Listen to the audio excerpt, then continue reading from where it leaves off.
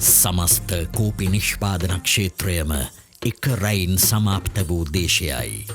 සුභවාදී වසර 15කින් පසුව අග්‍රගණ්‍ය තේ නිෂ්පාදකයා බව ලොවම පිළිගනී.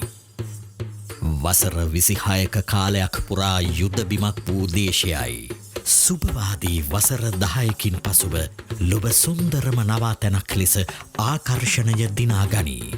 1948 දී නිදහස ලබා පුරුෂාධිපත්‍ය පාලන ආණ්ඩුවක් බලයට පත් වූ දේශයයි.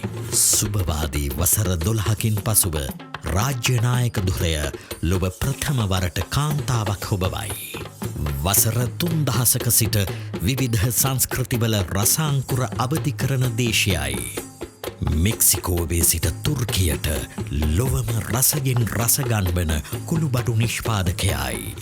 ලොව දරුණුතම ස්වාභාවික ව්‍යසනයකින් 3/2 සමස්ත වෙරළ තීරයම විනාශයට පත් වූ දේශයයි.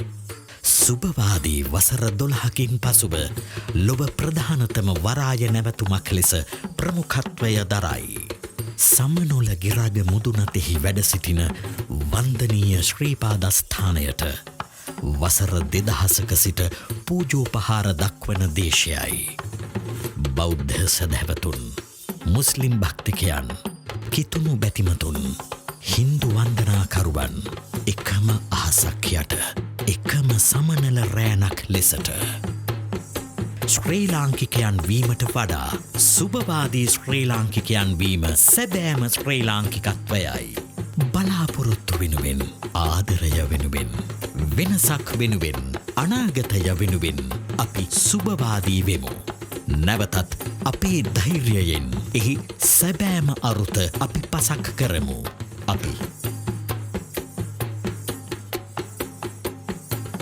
එකතු වෙමු. සුභවාදී ශ්‍රී ලංකාවක් උදෙසා.